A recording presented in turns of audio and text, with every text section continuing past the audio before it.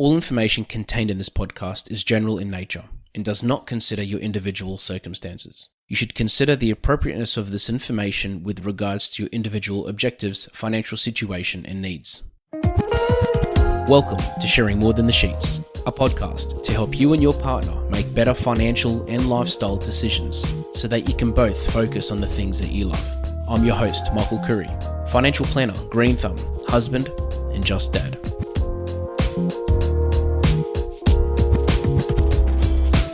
This episode is part of a series where I interview experts on various areas around mental health.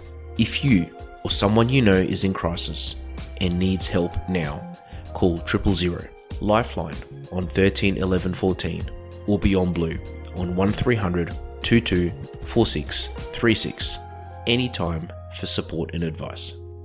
As a parent, I can tell you one of my main concerns always is my children. For those listening to this episode that have children, they would probably agree with that. And one of our main concerns when it comes to our children, apart from what they're going to be when they grow up and are they going to have the right guidance in life, is their health. And when we think of health, we think of physical health and mental health. As part of this mental health series, I've invited Dima Istambouli, a mind architect, onto the show. She's also the author of a book that she's released recently called Intentional Reset. And this is one of her areas of specialty. So I've invited Dima to come along to talk about this topic when children and mental health. Dima, thank you so much for joining us. Thank you for inviting me, Michael. I'm really excited for this episode. Me too, because when we were talking initially about your area of expertise, and you told me that you're a mind architect. One of the first questions I asked you is, what's a mind architect? So for those listening to this episode, can you maybe probably explain that first? Because I'm assuming many people haven't heard of the term mind architect. Very true. I studied architecture. I had a master's degree in architecture, and I worked for almost 20 years. But during my career and when I hit rock bottom, I started discovering things that are related to mental health. And at the same time, I was applying whatever I was using to design people's spaces. So the first instance was, okay, yeah, mind architecture makes sense, because before I was helping people design their spaces, and I'm now helping them redesign the way they think to reshape their lives. So that's how I created mind architecture. And as far as children are concerned, and by the way, I find it really interesting that something like architecture you wouldn't even think would relate to mental health. Like it's on like the complete opposite of the spectrum, but it makes sense. It makes a lot of sense. I'll make it make sense more. Think about it this way. An architect, when they are planning a house, they don't really know how to do the plumbing. They don't know how to do the electrical work, but they understand that plumbing has a certain thing to deliver, as well as electrical specialists. So they put them all together in one plan to deliver something that is practical for the client, but while talking to the client and personalizing everything based on the client. So in mind architecture, yes, we don't know biology, we don't know epigenetics, we don't know neuroplasticity, but we know the conclusion or whatever they were trying to do. And as a conclusion, we use it in order to make the mind work for us. So I am a mind architect, but I help every person become the mind architect of their minds. And when it comes to children, I know this is a big area of yours and one of your passions. Yeah. Where do we begin? Because there's, children, mental health is evolving as it is. It's something, and especially, even with all the guests we've had on this series, as I talk to everyone, the impression I get is that it's a moving, you can say it's an evolving beast, because the world is changing, but also research is changing, and not changing, but there's more research being done into the area. So we're understanding mental health more. But when it comes to children, what's your approach on that? Because, the impression I get that it's very different you look at it very differently to the way most people Yeah. do. Okay, let's start first with mental health. For me, mental health is about that internal space of every person that once it's well designed, it's going to get you to take care of your physical health, of your relationships, of your social life, of your work. Everything is related for me, starts from the mental health. It's not the opposite. It's very, very central in a person's life. When it comes to children, let's have a quick history based on books and research. Some of them agree with what I say, some of them don't. But in this case, I rely on my experience for the past 7 years. Other than talking on TV, indirectly, people getting affected by what I say, but also, like let's say 350 people I talk to face to face. Let's start with the knowledge from this perspective. So we know that when a woman is pregnant from before zero, so once she gives birth, we start with the zero age, okay? Way before zero, when a woman is pregnant until the age of 7, we know that the mind is divided into two parts. We have the subconscious, unconscious, like it has many names, but I will call it subconscious mind. And then at 7, our consciousness starts working until 12. Let's say 0 to 7. How does it look? Because we're talking about children, so we're going to focus on 0 to 7, 7 to 12, and I would like to include the 12 to 18. So whoever is listening to us understand what they're doing in the life of their children. Okay? So for the mental health of children, if I'm saying from 0 to 7, they are in a subconscious state of mind, we mean by that whatever they see in front of them is parachuted into their system. I always compare it to a mobile phone. So if you have a mobile phone that doesn't have any program inside, even if you attempt to touch the screen, you will see nothing changing because it doesn't have the program. The program is what the parents are doing to their children from the age of 0 to the age of 7. They are uploading the programs without any consent from the children. And at 7 is the time when this touch screen starts working and the child starts to train on the system consciously. They start doing it like how we start language, A, B, C, but we start A, B, C, then we start A, B, and then we start linking the patterns. And now I'm talking to you without even thinking because that became a subconscious. So during that time, whatever we do in the life of our children, so the way we talk to them, our personality even affects them. So if I am someone who's very, very angry, I am affecting the mental health of my child because the way I talk to them is the way they see how the system should work. And by the age of 7, when they start thinking properly, attempting to think properly, because it takes another, let's say 5 years for them to repeat and understand, this is where everything makes sense for them. And we are giving them a pair of glasses to see the life from, if that makes sense.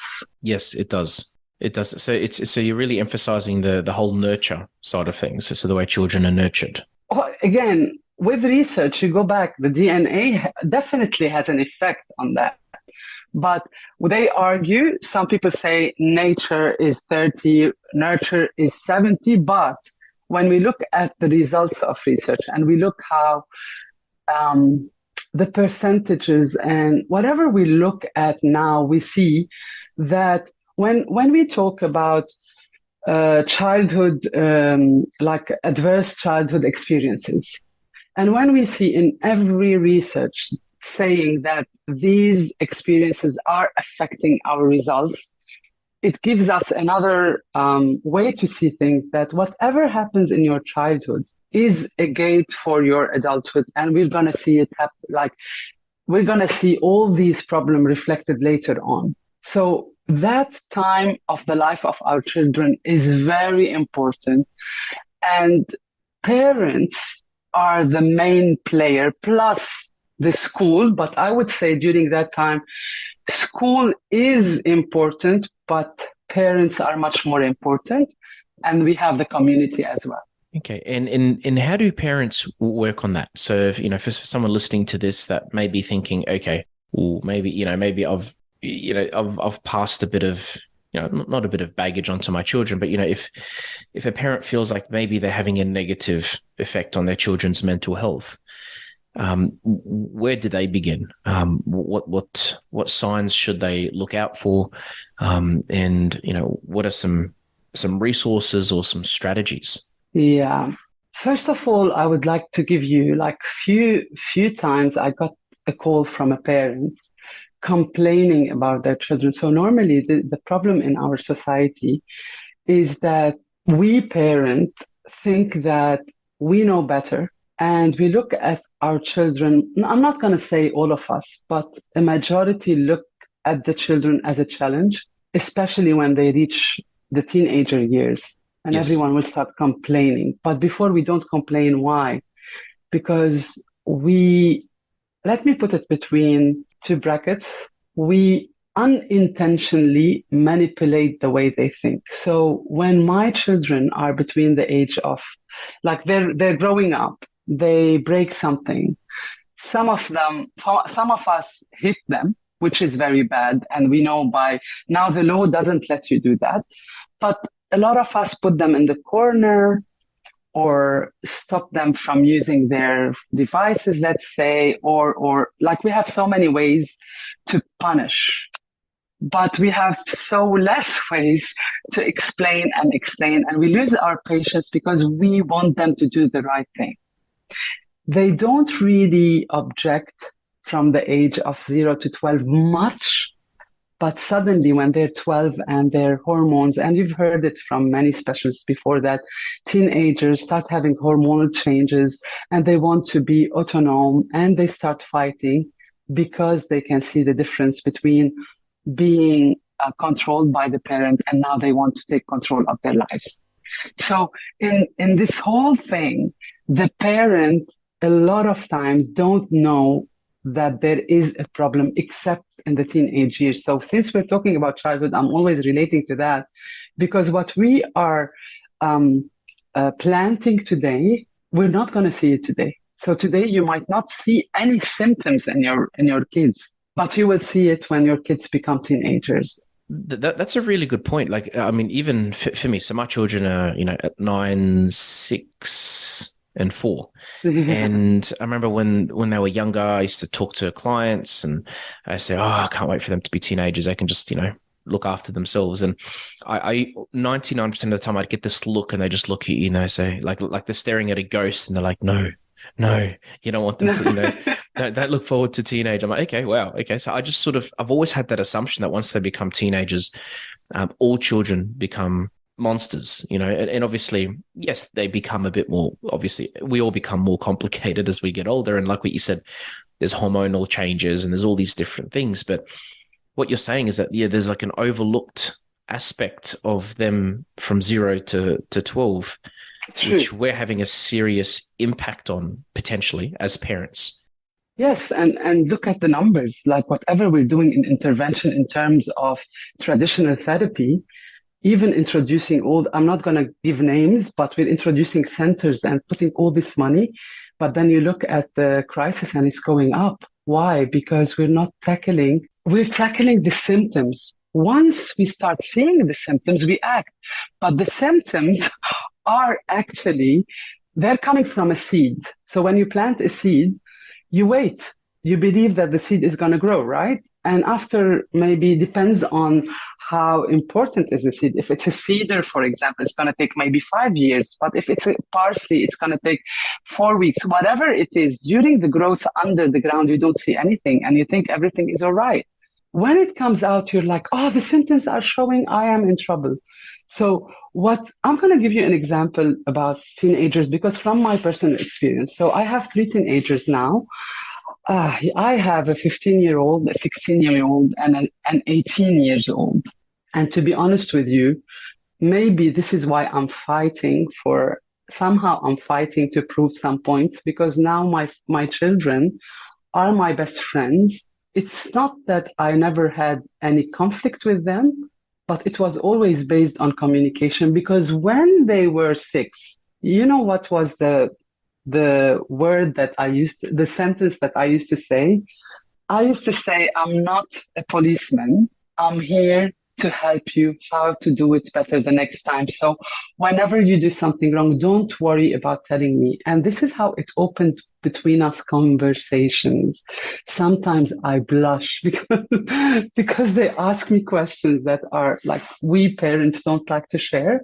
But I managed to build that relationship before they were 12 years old. And when they were 12, they didn't need to fight with me because they knew that their opinion matters and they knew that they can do whatever they want as long as they understand that the consequence is their responsibility.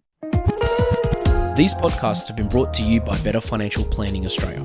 To book a free 15-minute phone chat, visit betterfinancialplanning.com.au. And with of course with the big disclaimer that no parent is perfect, and especially first time parents, yeah. we're all learning, and nobody gets given a book as to how to raise children. If somebody's listening to be honest with you, I think every parent listening to this episode is probably thinking about what they've done that they probably shouldn't have, or something they could have done better, I should say.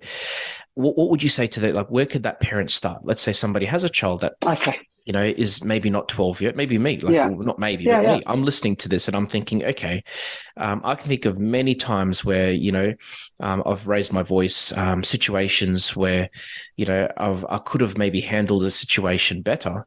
Yes, you can't change the past, but moving forward, what are some tips? What are some things that parents can do? Okay, first, thank you for asking this, because when I'm talking to someone, when I'm helping someone, especially parents, because I had parents and I had their children, but the parents would say, I feel so guilty because I've done this and I didn't know.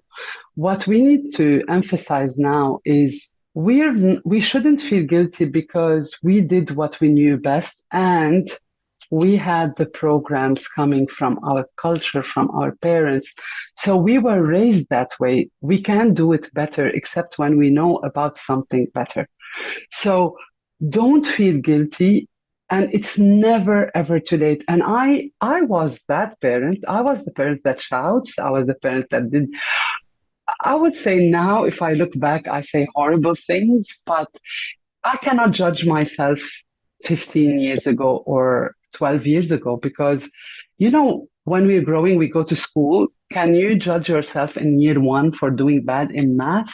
You can't do that, because year 1 is year 1. Now you're in year 12.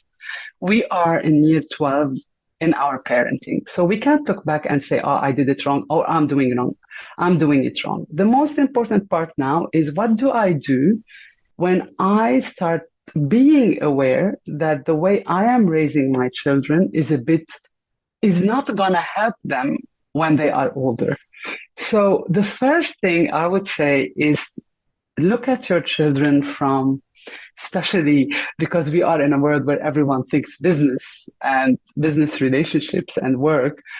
Think about it as if they were your business partner. If your child is your business partner, how do you talk to them?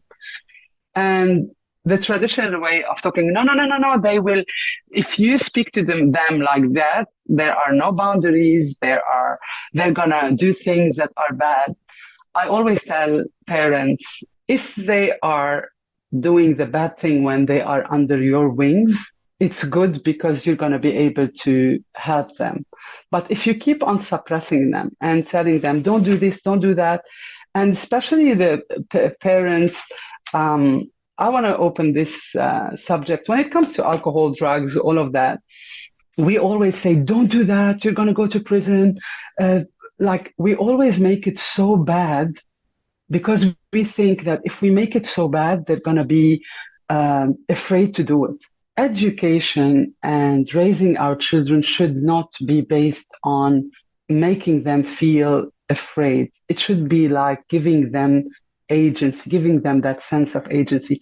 So instead of telling my child, the police will get you or you're going to get in trouble and all of that, I'm going to talk about alcohol, let's say. I'm going to say that, listen, I know you might find people that are doing it in secret, and you might find people even with my 18 years old. I'd say you would see people abusing it because they have a right to do it now. But always remember, whatever you do, there's going to be a consequence. The consequence might be this, might be that, might be health, might be life. But it's up to you. If you take whatever decision you take, you have to be responsible for the outcome. And just on this subject, when she was 16 and we were overseas, she went to a party because it's different than here. She came back and she told me that some of her friends, she saw them smoking something and they offered to her. And she said, you know what? I'm happy. I don't need that to go into my body to be happier. So if you apply this with your children, that's the result that you're going to get. They're going to trust you. They're going to come back and tell you, and they're not going to get involved just because they're curious, because you fed that curiosity in them. And that makes a lot of sense, because it's a lot of the things you're mentioning are the things that we've always, a lot of the things you're mentioning are not mistakes, but things that have always been done that way. And it's like, oh, don't do that. This is bad. Or, even to be honest with you, even like when you see a police officer say, oh, look, it's the police, when really it should be the opposite. You should tell them, look, it's the police. Like they're your friends. So the kids don't grow up scared of the police, so it's so that, when they need help in a shopping center, for example, they could find a police officer and be comfortable to approach and not being scared to approach a police officer. So yeah, it's crazy that that as I'm listening to you, I'm thinking there's all these different ways where as parents, we've always done things because it's probably how our parents did it. And we've sort of just passed that on. But, just going back to what you said at the start of this episode, you're redesigning the way people think. So you think people have always thought this way. And just like you're talking about us programming our children unintentionally, we've been programmed unintentionally by our parents. So it's about changing that cycle and doing things in a different way. And I'm not a parenting expert, but I'm going to share something that I heard from a podcast actually a while ago. It's actually the first and only parenting episode podcast I've listened to in my life, but it was good. So I'd love to know your thoughts about it. But this lady gave an example of,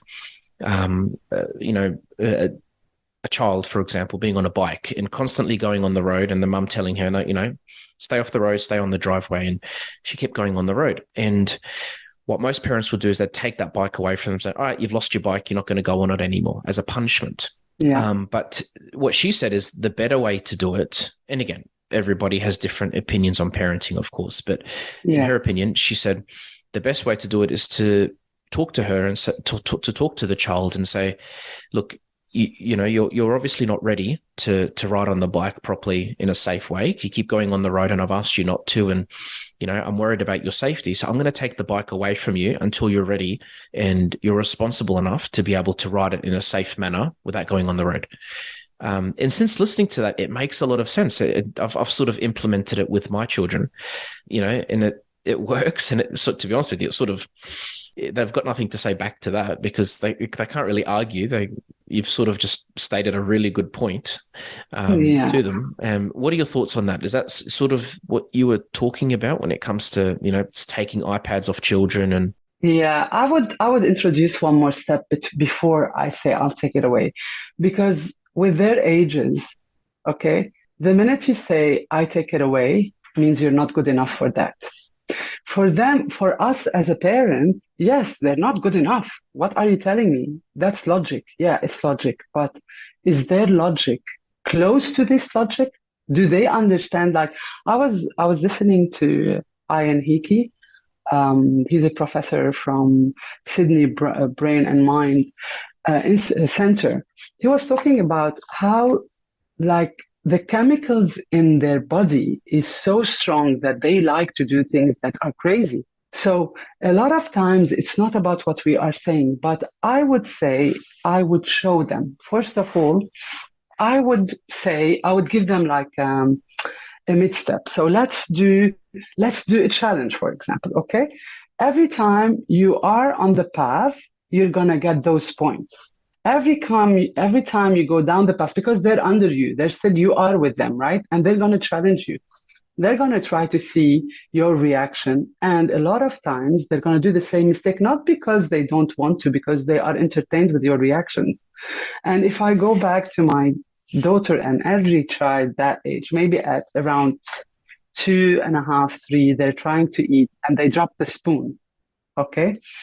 You start talking to them like, no, no, no, use the spoon, you use it to eat. But what's the next thing they do? You give them the spoon and they drop it again because they look at you and they see that they got a reaction from you.